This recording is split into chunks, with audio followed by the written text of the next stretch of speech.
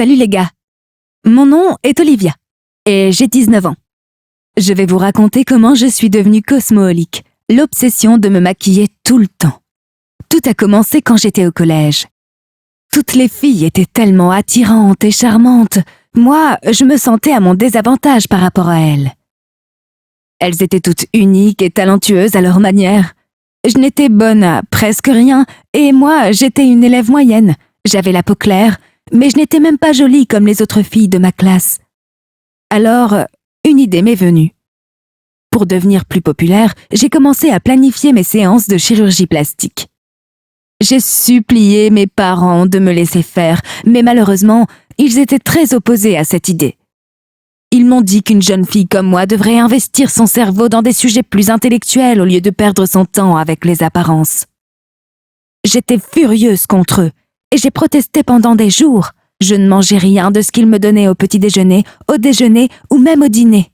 J'étais tellement désespérée par ma décision que j'ai complètement cessé de leur parler. Au bout de 3 jours, ma mère est venue dans ma chambre et m'a dit qu'elle me donnerait de l'argent pour l'opération, que je pourrais la faire si cela me rendait heureuse. Je n'arrivais pas à croire ce que j'entendais. Ce jour-là, nous avons pris rendez-vous et nous sommes allés à la clinique voisine. J'allais me faire opérer pour ajuster la partie de l'arête du nez qui était un peu courbée et pour donner à mon visage une forme un peu ovale. C'est ainsi que j'ai ajusté la forme du visage et que j'ai subi ma première chirurgie plastique. Une fois l'opération terminée, je me suis regardée dans le miroir et je ne me suis pas sentie aussi satisfaite que j'aurais voulu l'être. Comment puis-je dire que tout allait bien ? La forme de mon nez était un peu particulière. Je me demandais encore et encore, les médecins ont-ils opéré le mauvais patient ? Mais ensuite, j'ai mis du maquillage et il a été ajusté dans une certaine mesure. Je pouvais cacher les particularités de mon nez.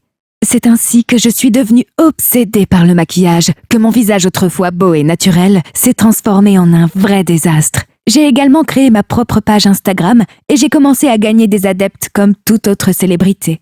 J'ai reçu quelques offres de sociétés de maquillage qui voulaient m'engager pour leurs produits de cosmétologie et leurs services de publicité. J'ai gagné beaucoup d'argent grâce à cela.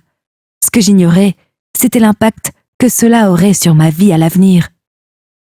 Au bout d'un mois environ, mon visage était couvert d'ampoules rouges et devenait si rouge jour après jour que je ne pouvais pas m'imaginer sans maquillage.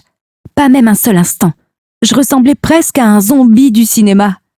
J'ai tellement maquillé ma peau qu'un jour mon visage a commencé à me démanger tellement que j'ai dû me précipiter aux toilettes pour me laver le visage.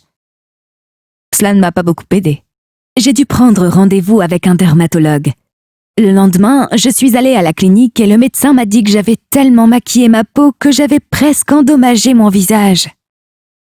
On ne pouvait pas le soigner complètement, mais mes ampoules disparaîtraient. Ma peau aurait toujours ses brûlures sous forme de cicatrices permanentes. Même si les ampoules disparaissaient, les cicatrices ne disparaîtraient pas. J'ai dû arrêter complètement de me maquiller et d'utiliser tous les autres produits de beauté. Mon visage était ruiné pour toujours. J'ai dû appliquer les pommades que le médecin m'avait prescrites. Alors les gars, je vous préviens tous, ne ruinez jamais votre visage naturel pour quelque chose d'artificiel. Mieux vaut prévenir que guérir.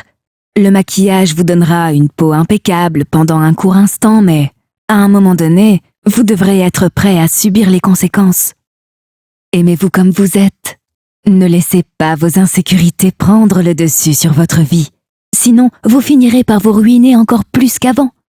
Il n'est plus question de beauté quand il s'agit d'autodestruction. Voici mon histoire, les amis. J'espère qu'elle vous plaira à tous.